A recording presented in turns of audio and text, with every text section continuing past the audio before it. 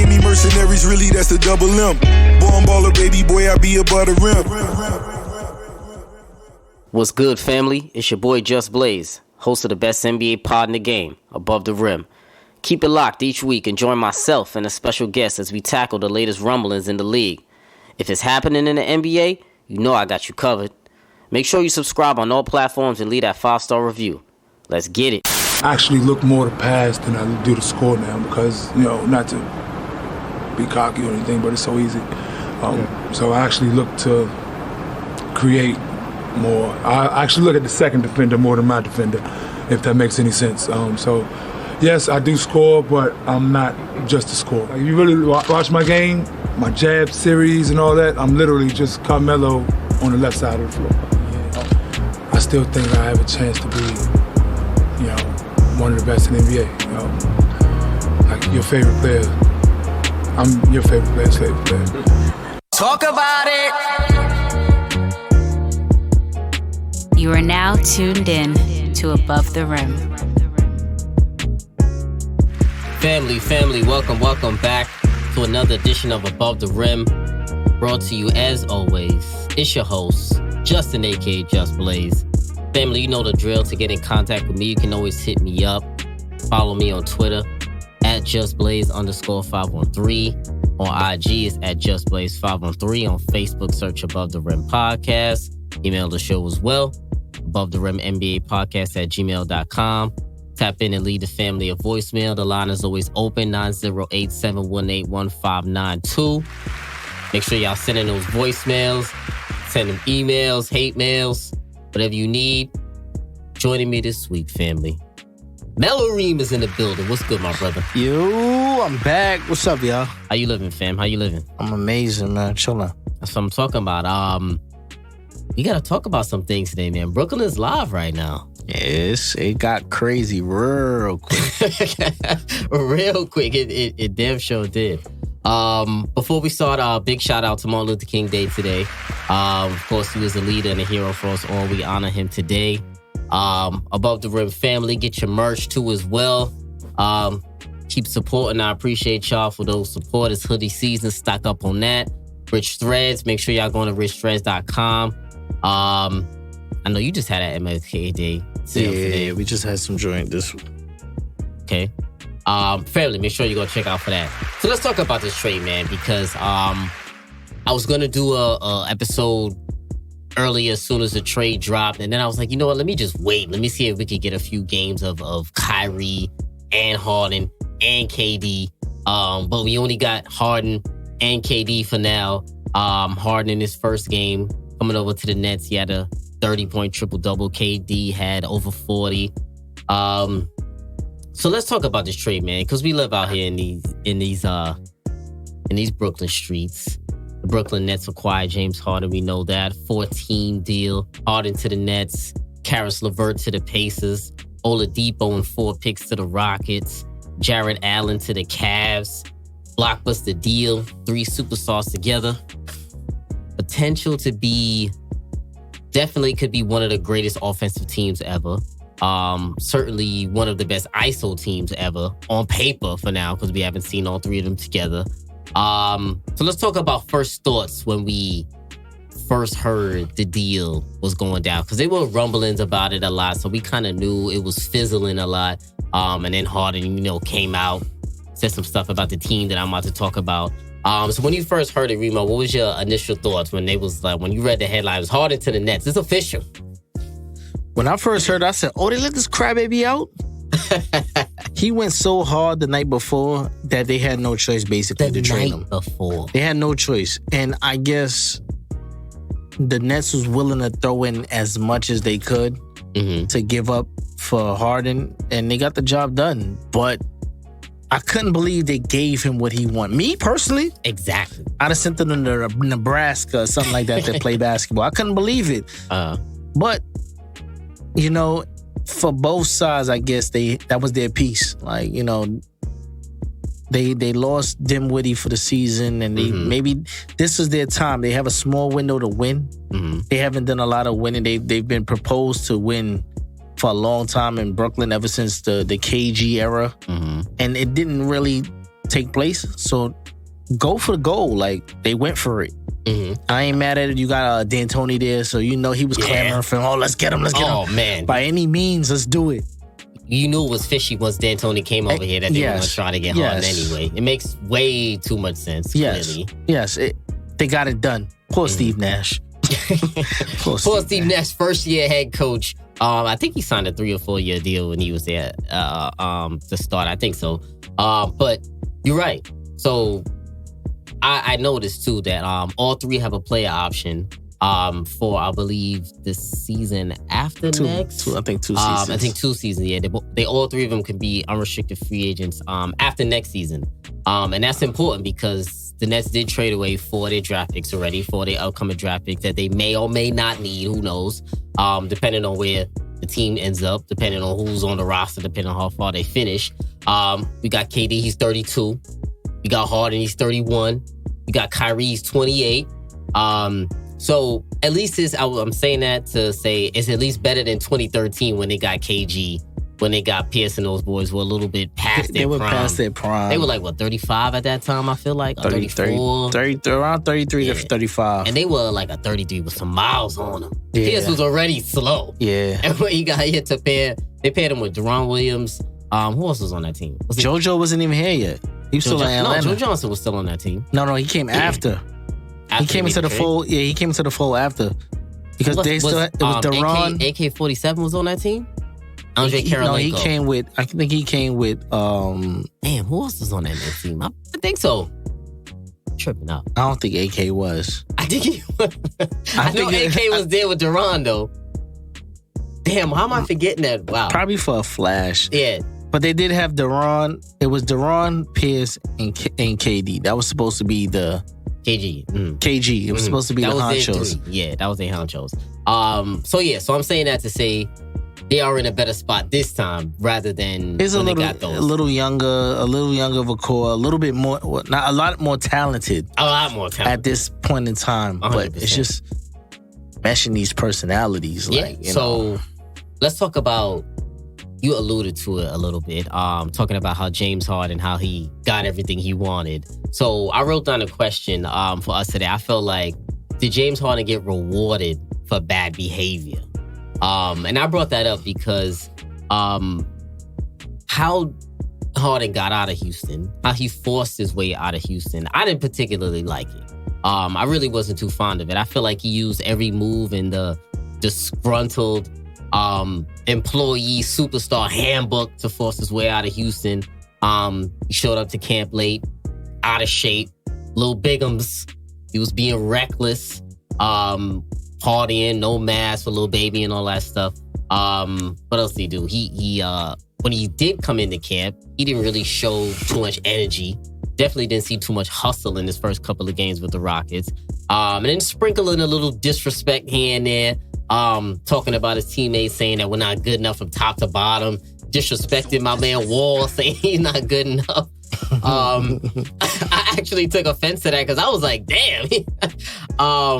But I'll be the first one to admit, like the way he handled this situation, it definitely wasn't professional, and I didn't like it at all. And I felt like it kind of low key set a bad precedent for stars after for asking out of their team or how they want to ask out of their team.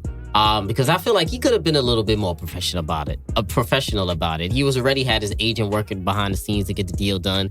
He wanted out, we know, because his boy D'Antoni, his boy Daryl Morey's not there anymore. His 2 enablers, as I call them. And I feel like how he forced his way out of Houston, because of all of that stuff happened, it became a distraction for his lack of accountability, as I call it. Because I feel like during his tenure in Houston, even though they fell short, it, to me personally, in my opinion, it wasn't due to lack of teammates or lack of talent of his teammates. I feel like it was a little bit, or a lot of it was due to the shortcomings of James Harden and him not being there in pressure moments when you need him the most. So to me, I feel like this all created a distraction to mask the lack of accountability I feel like he's taken for him not winning in Houston. What do you think about that I'm thinking of? You spot on with that, but I think like the media gave him, for a superstar, they gave him the most easy route without really bashing him. He's been given some of the most top-heavy superstars to play alongside of than any other star in the NBA. He's played next to Russ. He's played next to CP3. He's played next to Dwight. He's played next to Melo. He's played next to Lou Williams. He's played next to Eric Gordon. He's played next to a lot of, if not top-heavy players, perfect role players. That suit his game. That suits his game, buckets, because he's... Not to say that he's a selfish player, because he does pass. He has a lot of... He's had a lot of finishes around him. And he's never been able to get over the hump. But the media has never bashed him. So now he turns around and bashes his teammates when they've given you every tool in order to win. And it wasn't enough for you. You had bigs, Capella. You've had Dwight. They say, you know what? We're going to do it with the bigs for you. They changed the whole system around you. Yeah. The culture was based on him. And the result of what was left was because of him. Yeah. And then he cries and gets what he wants. That I don't go with that. I don't agree with that.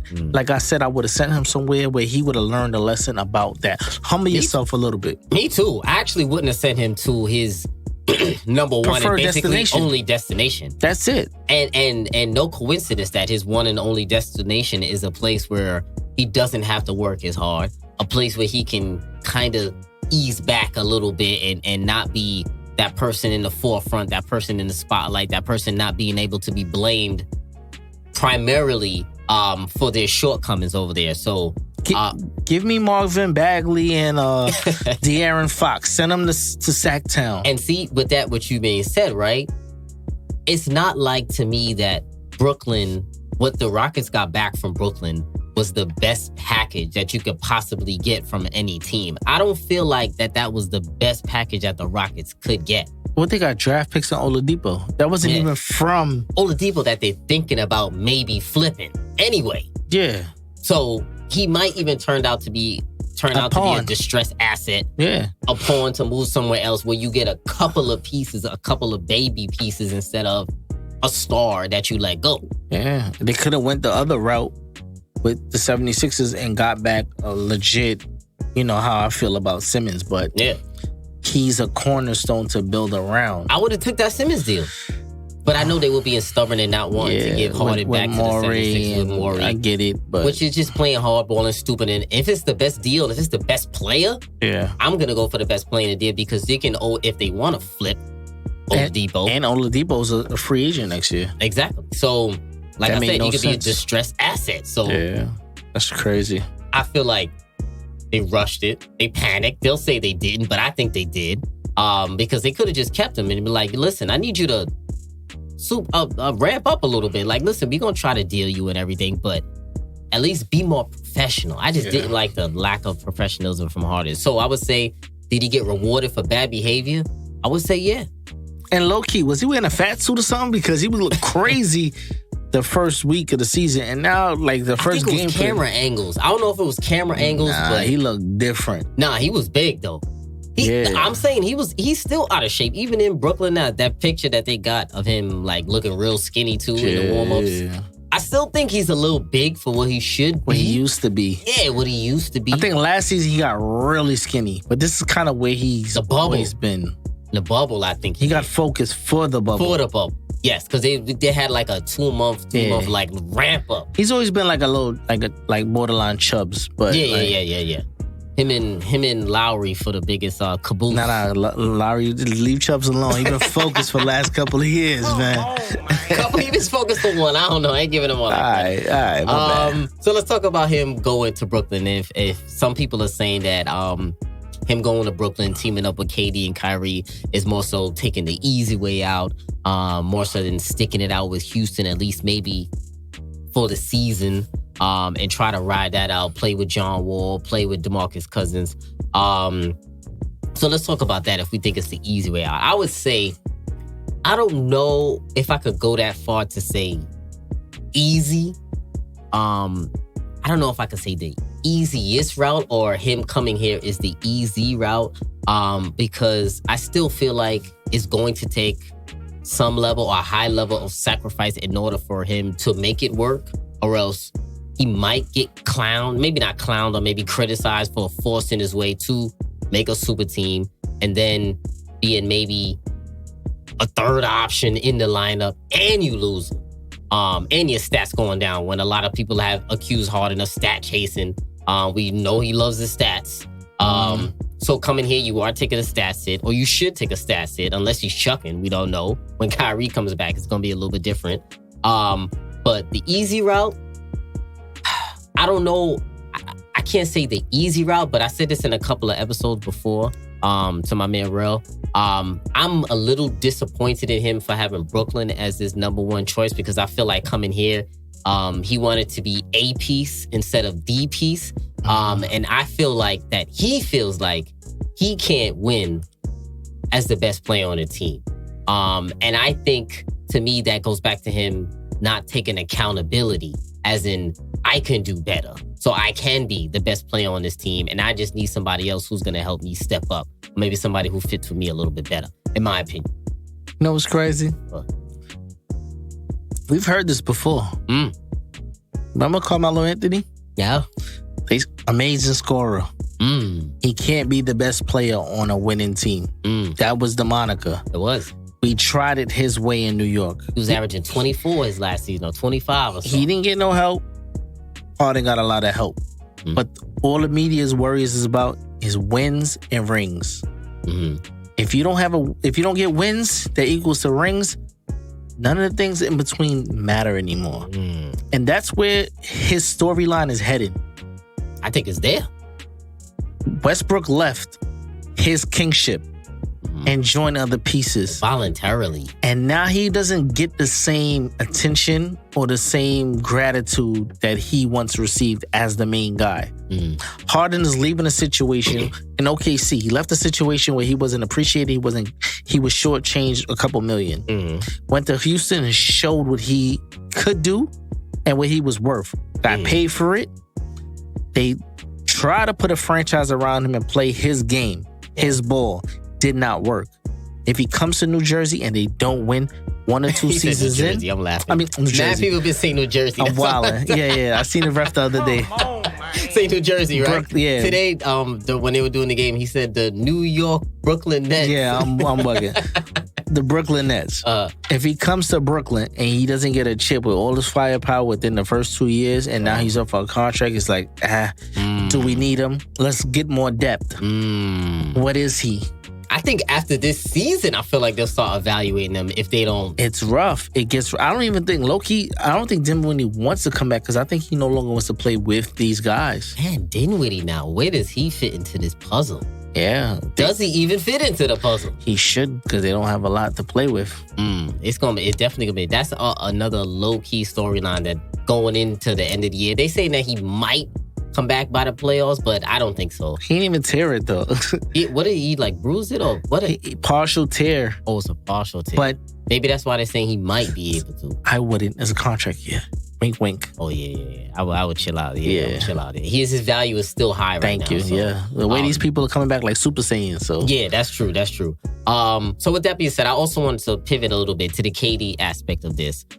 Because I feel like I was only one of the few people who was a little disappointed with this trade. Not so much in the Harden aspect or the Kyrie aspect, but in the KD aspect, I was a little disappointed. Because now I feel like, damn, KD always want to stack the deck. I feel like right now. And I'm getting a little disappointed in because I value KD as a top 3 player in the league. Top 3 to 5 scorer ever. Maybe through top 3. Probably top 3 scorer ever.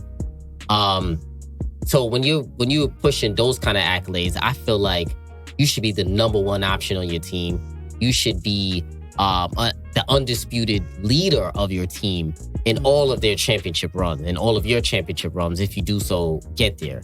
Now I see like KD now, this is the first year in a while that I felt like KD was really not becoming, or is the undisputed lead in this team, even though Kyrie is kind of the mental leader. He's a little aloof at times. But KD on the floor, KD was the leader on the floor when in a couple of games we saw KD and Kyrie playing. Now I feel like with Harden coming in and Harden being a lot more ball dominant, and may not be as willing to acquiesce to KD getting the rock exactly what he wants, and then you throw in Kyrie, I feel like it pushes KD back a little bit into a maybe beta type role, when I feel like he's too good for that role and he was supposed to be on that track. But now with Harden here, he's got to sacrifice, I feel like, a lot more than people may think with him. And I just wanted to see dog KD without a third superstar. You being too nice, Josh. Too nice? You too nice. I've seen you come over here and say, "Oh, such and such is a beta." It's a bunch of betas on that roster. A bunch of betas. They got one dude who don't know whether he's coming to practice or whether he's an activist. I'm not going to say nothing negative about him because I don't know what's going on with him. He hasn't spoke about it, but he's not a leader because he ain't there. That's one. Facts. KD. Facts. He letting people call him bitches. Pardon my language. In huddles without snuffing them. This is a problem. Beta. Then you got Harden, who disappeared in a playoff game and shrugged his shoulders and say, "I gave it all I got." Beta.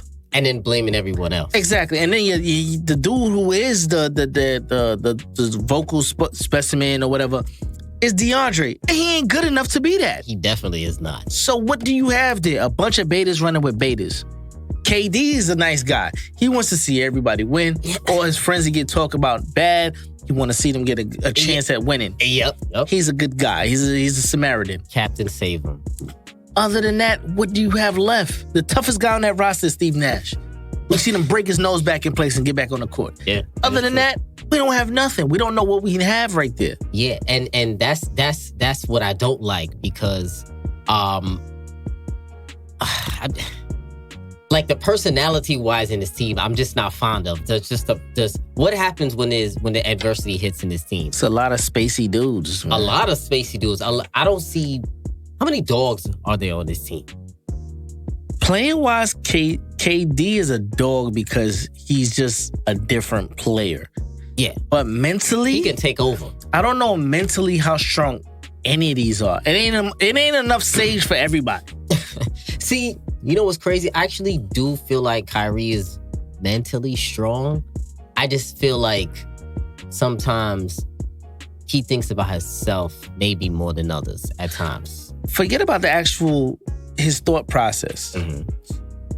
My problem with Kyrie is he going to last the end of the season? And what mind frame is he in? So he wanted to be in Boston, but left Boston.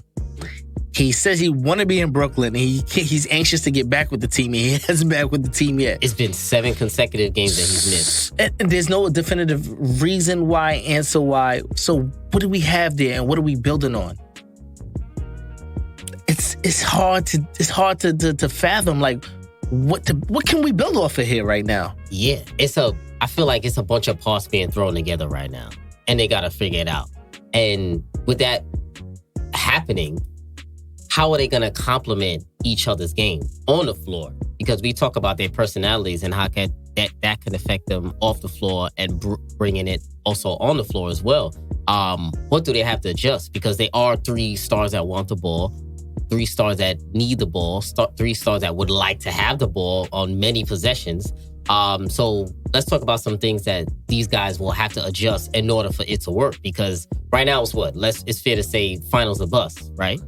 It should be finals or bust, and it is finals or bust for them. But the problem with me is their roster's very thin now. It is. That trade but chopped down. It still should be finals or bust. It should be, right? With all the talent that they have. Because that was their choice to do that. Yeah, but who on the East are we really rating? I still don't rate Giannis as a contender for anything because he still can't shoot.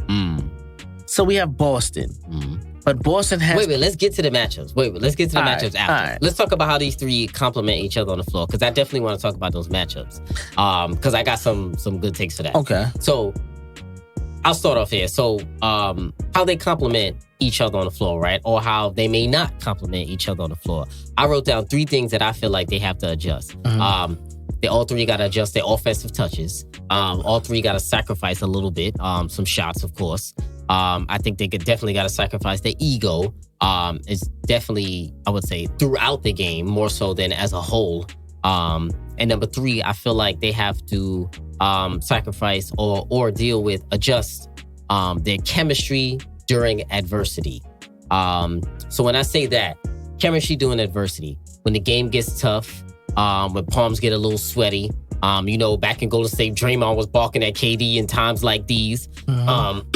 Who's going to be that vocal guy to yell at each other in the most productive way, I would say, where no one gets in their feelings? And who's going to be the one to hold each other accountable? Because when I say that, James Harden now, we know him in Houston.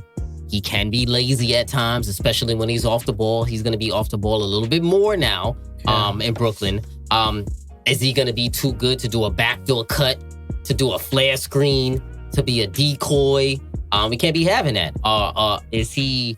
how are all 3 going to react to each other when somebody else is cooking and they haven't gotten the ball 3 or 4 possessions down the lane? And usually on their team, they're the ones that can bring their teams back, or they're the ones that their teammates look to bring them back. But now there's 2 other options. So it's just going to be natural that you're not going to see the ball for maybe about 5 possessions in sometimes. A good stretch of a period of time. Yeah. So how do you feel like they have to all adjust, and can they adjust to all of that to complement each other? All right. It's pretty simple for me. First off, who's going to take the responsibility of being a closer? That has to be defined. Does it have to be one? It has to be one initially. Okay. Who we look at, this is our closer, this is our best player during this point in time. So you're saying they have to say that? It doesn't have to be said. It has to be known across the board. But how is it going to be known? All right, so say like KD in Golden State. He was the best closing option out of all. Without it being said, they knew. Because they went to him a few times. Out of numbers, skill set, and everything, they know KD himself can get anywhere on the court. He can get any shot off. He can shoot from distance. He's athletic. He can pass. He can do a little bit of everything. The ball must touch his hand. Yes. That has to be identified. Who's going to be the closer? I'm not saying KD himself. This is a question for them to figure out. Who's going to be their closer? Who is going to be willing to take some logged minutes with the second unit? So the person who isn't the man with the all 3 can be the second unit guy because their team is so thin. Yes. And then who's going to be the stagger? And then who's going to be the orchestrator of who's getting the touches? That's very important. Is KD going to be the guy that finishes, that doesn't orchestrate because you're going to let Kyrie, or you're going to let Harden figure out the facilitating thing? Is Harden going to play more of a OKC role, where he's coming in as a spark, he's passing and getting numbers across the board? Or is he going to be Houston Harden? Which one is it? So they have a lot of things they got to figure out in a short period of time. They're about, almost a quarter of the season done? Yeah. They're about 15 games in. Yeah, so they have to figure this out real quick. Very quick. Especially when they don't have all their parts together right now. It's going to be hard. It is going to be hard. And they're going to have to learn how to adjust on the fly. And also without an experienced coach, because Steve Nash is an experienced coach. But they got D'Antoni there, but D'Antoni is a known enabler, someone who can't adjust.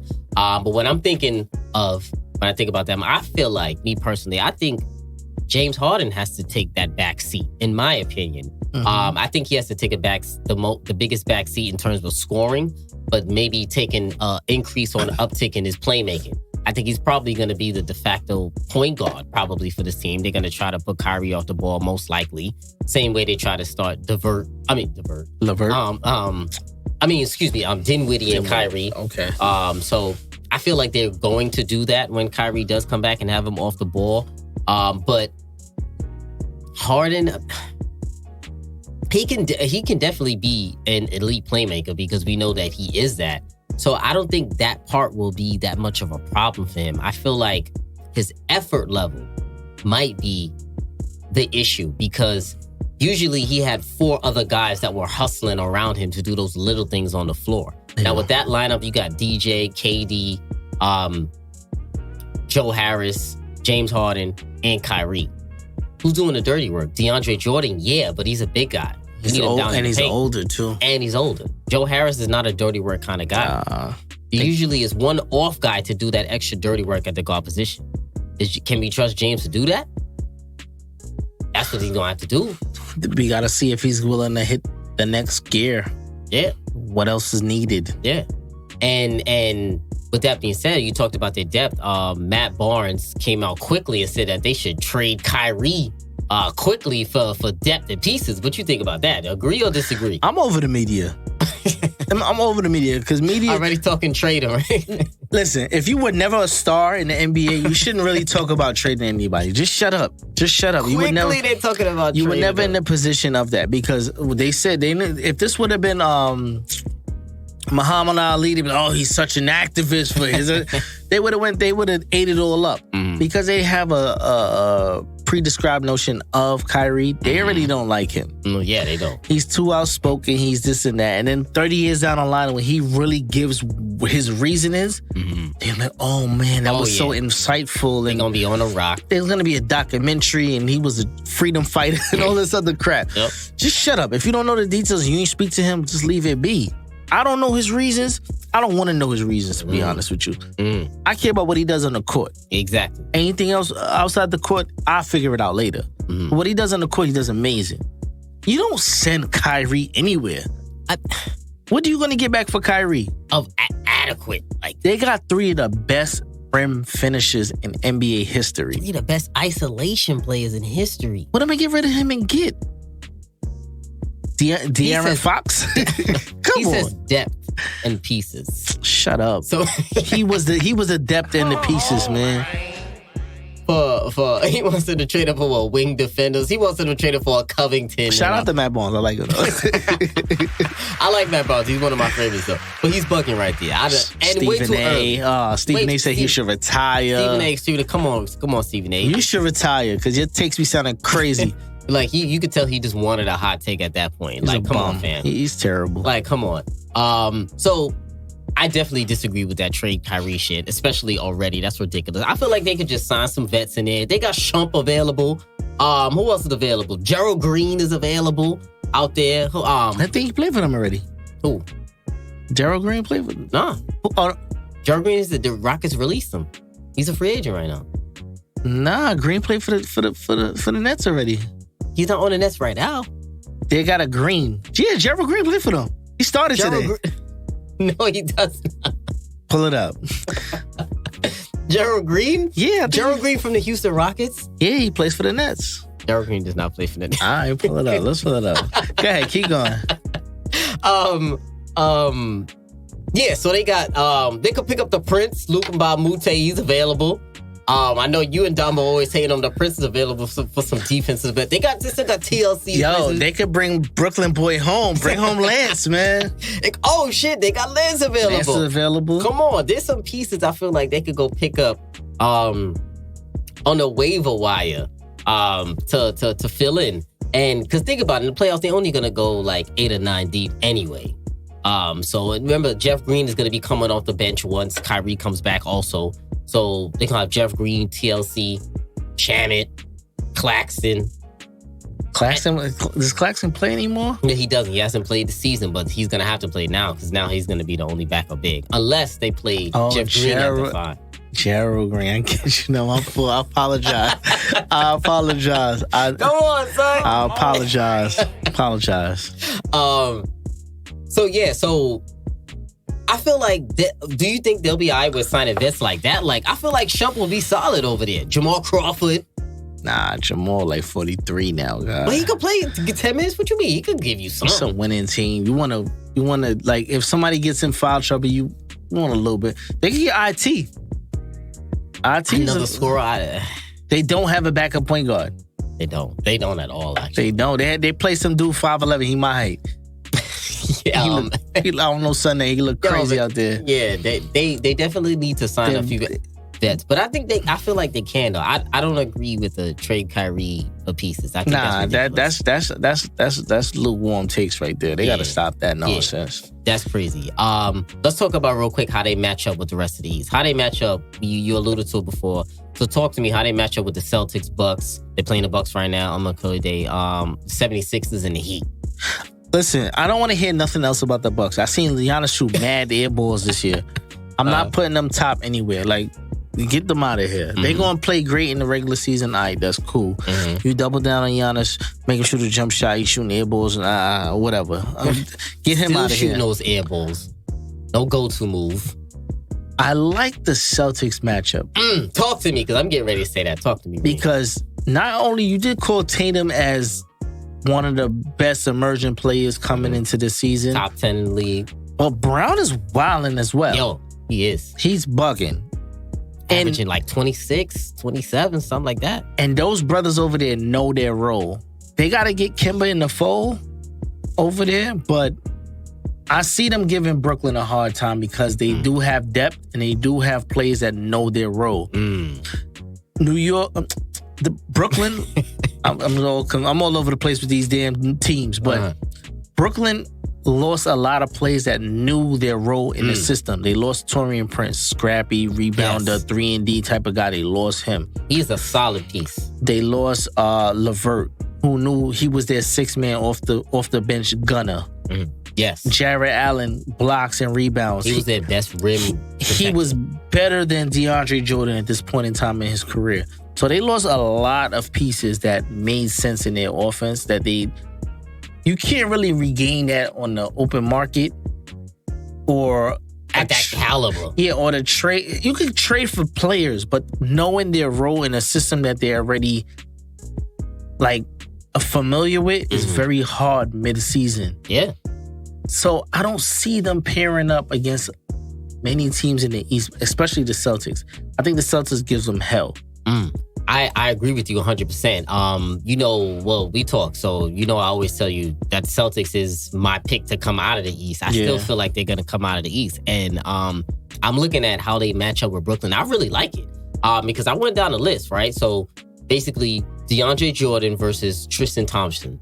I feel like it's kind of a wash. And then it's Thompson and Robert Williams coming off the bench and Daniel Tice basically is how their center spot goes in rotation for the Celtics.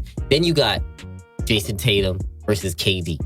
KD probably better, but not that much better than JT. JT is top 10 to me. KD is top 3. So to me, smidge of Rooney goes to the Nets. At the 3, Jaylen Brown versus Joe Harris. Jaylen Brown, easy. Right? Now we go to the 2. James Harden, Marcus Smart. Clearly, James Harden, right? Yeah. But Marcus Smart is an irritant. He's somebody that can harass the shit out of James Harden. Yeah. Remember, we're talking playoffs right now. Palms are sweaty. It's real hot out there. When James Harden is expected to be that guy, it's the New York media. They're going to be calling for James Harden to be that guy. You're going to have a guy like Marcus Smart defending you all day. Right? Yeah. And now, rounding it out, Kyrie versus Kemba Walker. If Kemba's healthy, which I assume he is. There's not that much of a drop-off. Kemba get you 25, Kyrie get you 25. I really like that matchup with a healthy Kemba. Healthy Kemba. Because it's not that much of a drop-off. Kemba ain't an easy walk in the park. That's what I'm saying. Kyrie get you 25, Kemba get you 25. Both offensive pieces. Yeah. Not that much depth on the Nets. A little bit more depth from the Celtics. Pritchard, Teague, a couple of guys like that who could play. So I like the Celtics matched up with them, and I feel like the Celtics will really give them a run for their money. I low-key think the Celtics will beat them in the 7-game series. Right now, it'd be really close. It'd be very close. I think talent brings that game to a 6-7 game series. Talent alone for Brooklyn. But I can see it swaying either way because of depth versus pure talent. Yeah. On the first unit alone. Because after the first unit, I don't see much help coming these guys' way. Yeah, I agree.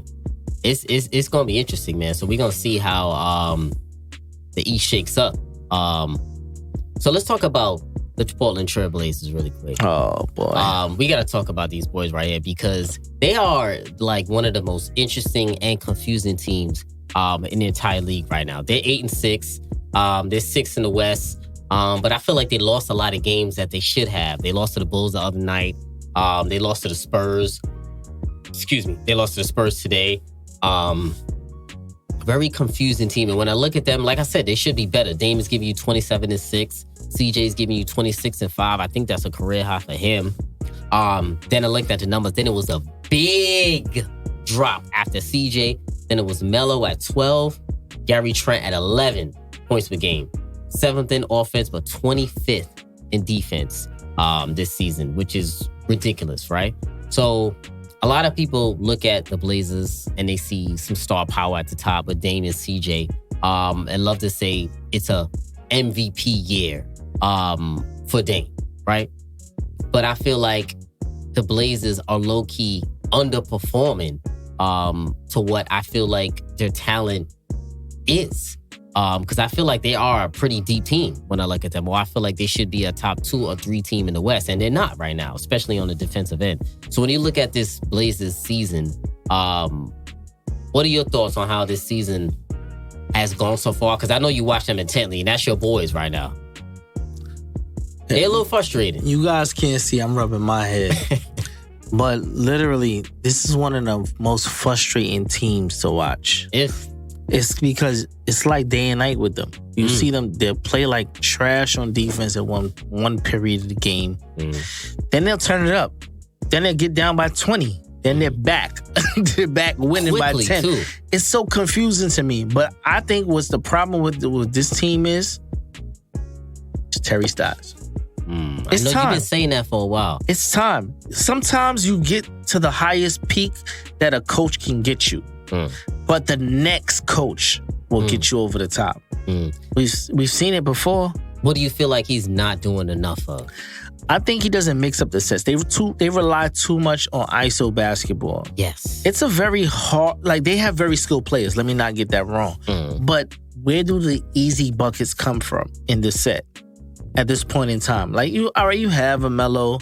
He can get you, where he's at now, 12 to 15 a game, 16 maybe. That's his wheelhouse right now, especially coming off the bench, which is decent compared to a lot of other players in the NBA playing his age and the time frame. But you're asking too much of Dame and CJ on a night-to-night basis. You're working too hard to get separation. Where does the easy baskets come from? And I'm not really understanding that. That's why I said I think a change in direction and coaching is needed.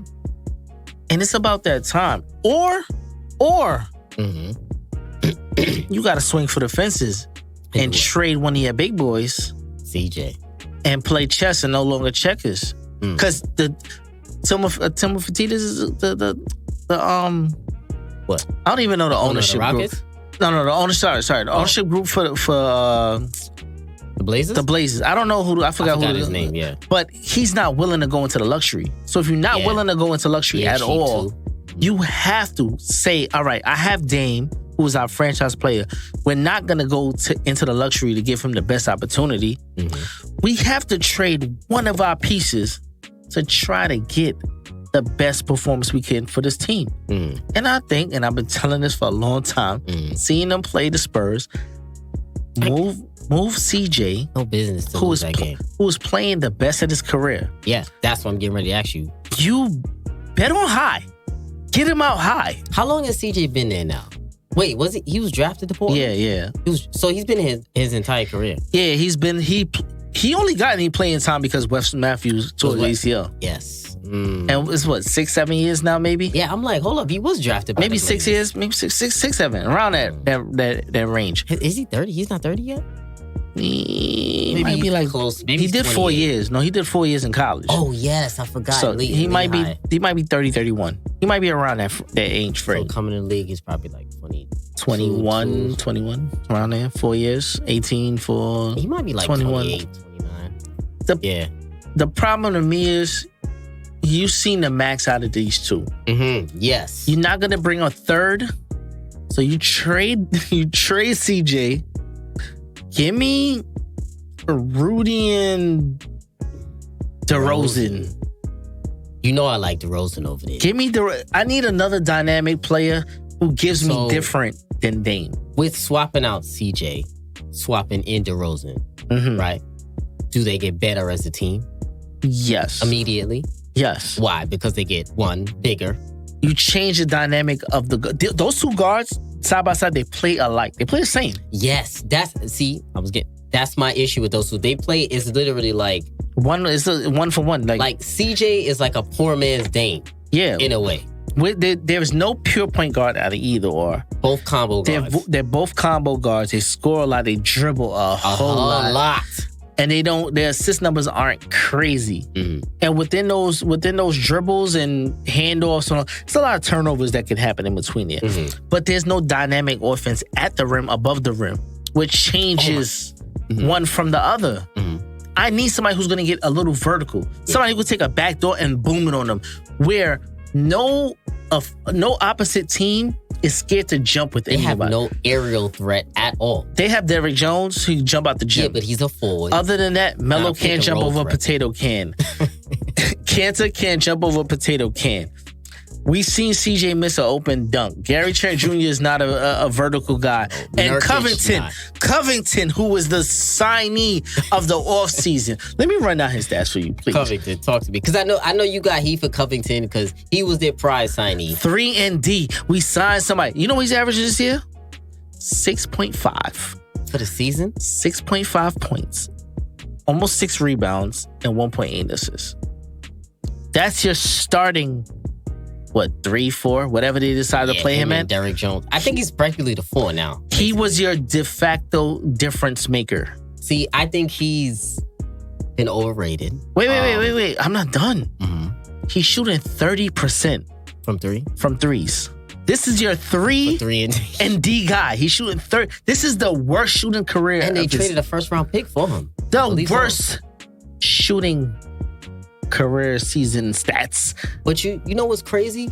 I don't even think that he's a bad fit with the Blazers. I think that he's just not playing good. You get what I'm saying? Like they hired him or they got him to be their one-on-one defensive stopper, and he's not a stopper. But he's not even that anymore because he's not that at all. He was the helicopter is that though. They usually use Derrick Jones Jr. on the opposing team's best perimeter threat. Yeah. Right? And Derrick Jones Jr. is not a stopper either. In the slightest. He's long, he's fast, he can block some shots, he can move his feet quick, but he's definitely no defensive stopper at all in the slightest. So they definitely overvalue Covington. So when we talk about trading CJ, a lot of Blaze Nation, they really get upset when people talk about trading CJ because they want no parts. They are very, I would say, attached to trading to CJ McCollum that they don't want to trade him. But I feel like it may be time, and it may be sometimes. I always say scared money don't make money. So sometimes you got to take a risk in order to get your team to the next level because they don't have that many trade pieces. Yeah. I don't think anybody's knocking on their door for Nurk or nothing like that. So trading him for a guy like DeRozan, like you said, I really love that. I think they get bigger. And I think also they already have, in my mind, CJ's replacement or somebody that you can get 75% of CJ's production from. And that's Gary Trent Jr. I call him Kravitz. I don't totally agree with that. Why you don't like Trent? No, I like Trent. I like Trent. But Trent has one hand. Yes, but what CJ can give you, versatility, scoring, Trent can't give you.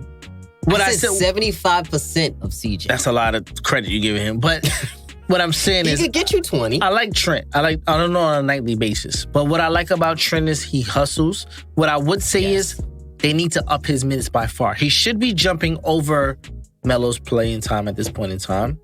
Okay, so you do. I didn't think you would agree with that. No, he should be playing more minutes than Melo. Yes. And he should be playing more minutes than Hood.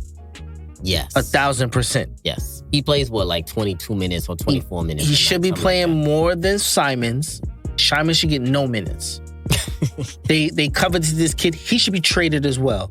Collins, they need another guard, so that's why they have to play Simon. They need a point guard. He's not a point guard. Not at all. They don't on that roster. They don't have a point guard. Mm-hmm. The most pure point guard on that team might be Harry Giles. Or a CJ when he plays backup point guard. He's not, sometimes. but CJ's not a point guard because CJ is out there dribbling the ball out the air out the ball. He still looks to score rather than to pass. To facilitate. But they need to they have a lot of key players on that team, but they have nobody to set them up to get them into the best positions. Yes. Let's say you're my age, Andre Miller. He wasn't the best point guard in the league. Basic game. But he put your players in the best position to succeed. Effective.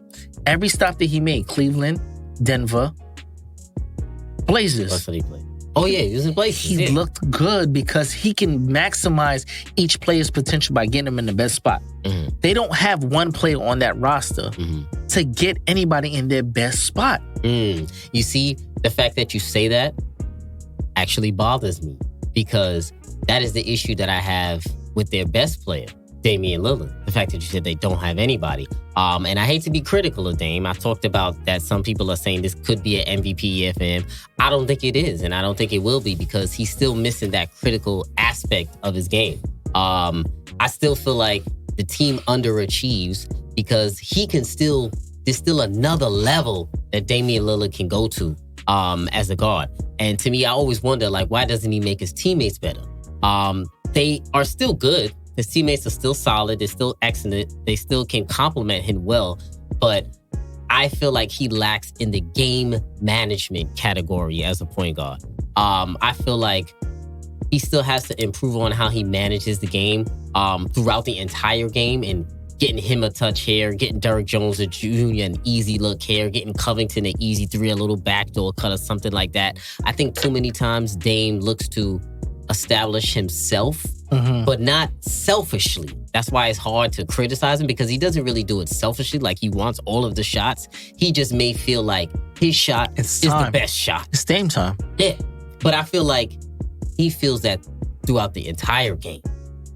Rather than in the first quarter, Dame is still jacking up threes. Yeah. He's still getting to the lane, still trying to establish himself early in the quarter. And I feel like he can use maybe like a CP3 approach a little bit.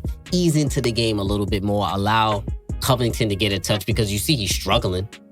You see when Melo gets into the game. Melo, we talked about it before. Melo, he shoots so quickly when he gets the rock because he doesn't know when he's going to get it back sometimes. CJ ain't giving it back.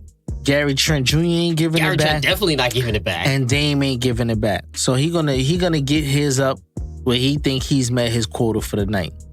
He's actually playing pretty decent in his new role. I'm not mad at it.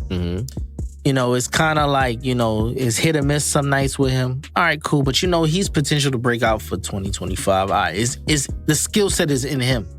But the thing is, it shouldn't have to rely down to Melo being productive for you guys. Because you do have, quote unquote, the best backcourt in the league.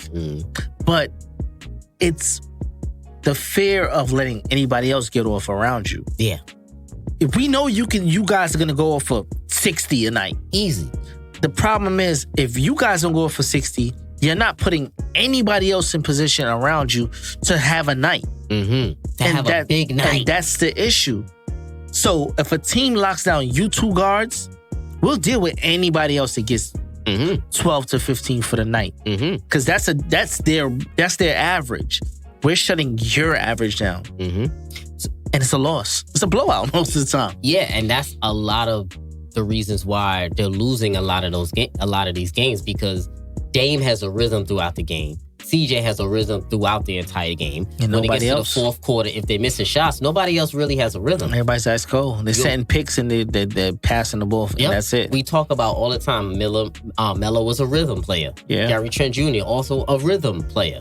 A lot of guys, even Nurkic to a degree is a rhythm player. He has to get those high post touches and all of that. I said it before, Dame is 27, CJ 26. Big drop off, and then Melo at 12. Yeah. Trent at 11. That's a problem right there. And it's clear as day in the numbers. So I challenge Damian Lillard. He's averaging 27. Brother, average 23. Give Melo 2 more points. Trent Jr. 2 more points. Rodney Hood 2 more points. And take off that 27-6 and get me 23-8. CJ, take off that 26-5. Get me 22-7. That will take him to the next level. It sounds good. But that has to come down from above. Why can't they be aware enough because to do that? Do they not trust their teammates to score? Up top believe so much in their skill set alone that they're not gonna ask them for that next level. Up top as in what, the coach? Coaching. It's time for a new voice. He's been there for what, 8 years?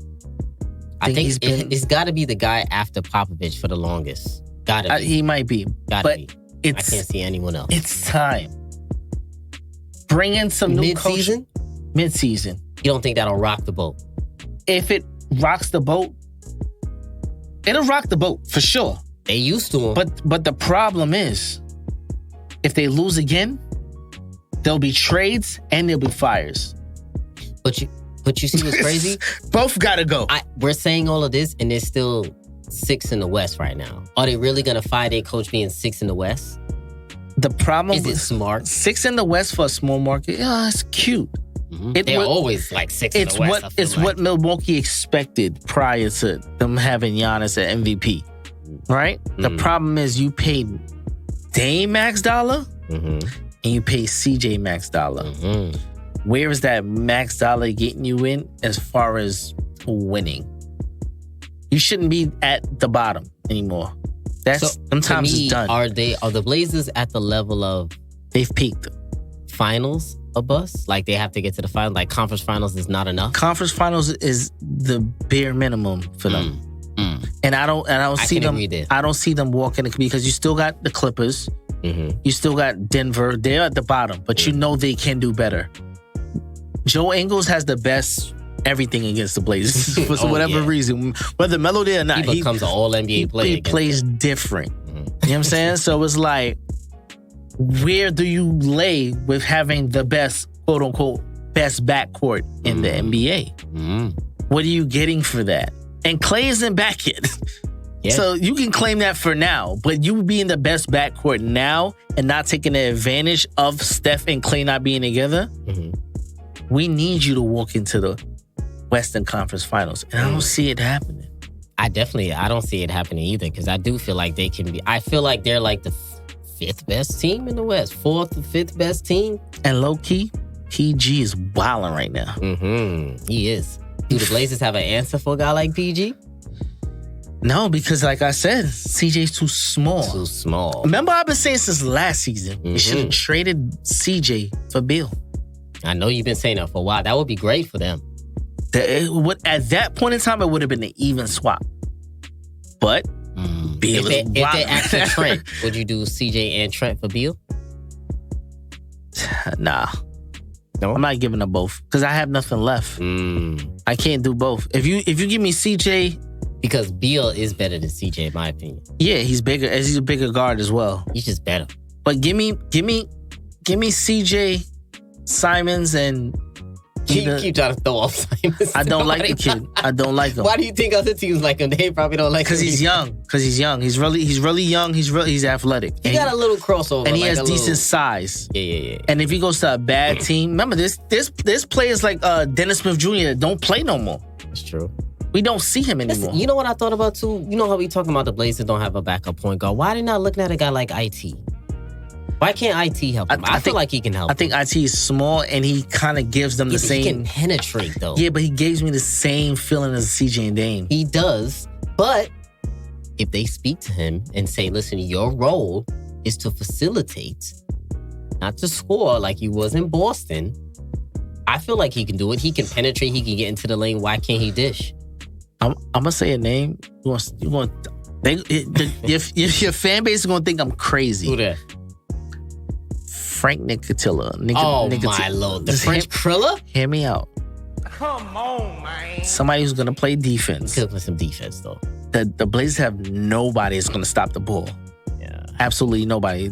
Gary Trent has to come off the bench in order to do that. Right? Somebody who's a facilitator first, because you know he don't want to score. Yeah. But a rangy defender and somebody that wants to play point guard is not going to get outside their role. So now when CJ gets tired, you can plug in Dame at the 2 and bring a French Krilla at the 1. Not lose with the Dame, and a CJ. Not lose off on a defensive end. So now you got somebody to stop the ball. Yeah. And he's not taking any shots away from anybody. But he can penetrate and get somebody into position in order for them to score. Now you have a Harry Giles, athletic. Dame is not getting the ball. I like Harry Giles. You have Derrick Jones Jr. Derrick Jones Jr., high flyer, somebody who doesn't get the ball because you don't have a solidified point guard. Yeah, somebody has to get him the rock. And the French Kriller might be at. Like, it sounds crazy. I get it. Over IT? Yeah. Bigger point guard as well. He can give you defense. So. You can't bring another point guard smaller than those two. I know. It's hard. I'm just thinking in terms of a facilitator and in terms of who's available. I would like Lance Stevenson over there, too, to play backup point. He's a little knucklehead. He might be a little crazy, trigger happy as a combo guard dribbling, but they need something over there. They need either an aerial threat. They should try to go trade for JaVale McGee, something like that. Nerlens Noel would be nice for them. Or JaVale McGee, that would be nice. Yeah, JaVale McGee is the third man out now. Somebody to plug up that middle. I would say JaVale McGee for the Suns, JaVale McGee for the Celtics, and JaVale McGee for the Blazers. Yeah. Or Drummond. Drummond would be ideal. If the Blazers could get their hands on a Drummond, they on to something. Now, I think a lot of their defensive woes can be plucked up a little bit if you have an enforcer at the rim, because Nurkic is not an enforcer. Nurkic is not mobile. I don't care what they said. Oh, Nurkic can play everything. I mean, he can pass. I don't care. It's not true. He's not a threat. He's not an enforcer at the rim, and nobody's scared of him at the rim. Give me JaVale. I'll take JaVale. I'll definitely take JaVale over there. Give me some winning culture. Too. Spicy. But yeah, brother. So we definitely want to go over there and talk about Brooklyn Nets now. See, because we live a little bit. We didn't get Kyrie to play yet. He's gonna be back this week, I believe, against Cleveland, Wednesday and Friday. So we're gonna see how he looks there. Is it finals or bust for the Nets? What we thinking? We getting into the finals or what? I think they might lose the first year Eastern Conference Finals, game 6. Celtics? Might be Celtics. I don't like any other team in the East. I know. The Heat, they messed up losing Crowder. Ben still can't shoot. Didn't upgrade the Bucks. I'm not trusting Giannis still, and Drew Holiday is not enough. I like Drew. Drew been wilding a little bit. You like Drew, but he's not enough. Nah. He's not enough. You need Giannis to hit a consistent jump shot in order to space it. Not Covington. What's the name? Their third option over there in the Bucks. Middleton. I like him. He's been playing pretty confident this year. He's been playing better. We're going to see. Giannis looks to be a little bit in his head this year. It's not. If you notice, he changes his free throw rotation every couple of games. Yep. I could definitely tell he's in his head a little bit. So we're going to see, man. It's definitely going to be interesting to see how Brooklyn shakes out, man. But of course, appreciate you joining me, my brother. Come on, man. You already know what it is. As always, chop it up. We definitely got to go back to go finish watching this Nets and Bucks game right now, see who wins this game, and we gonna see what's going over there, man. We gotta finally lock in and watch a game in the same room. We do. We definitely sure do. Goddamn COVID. Been messing shit up, man. So family. Pandemic. It's episode 142, and we out.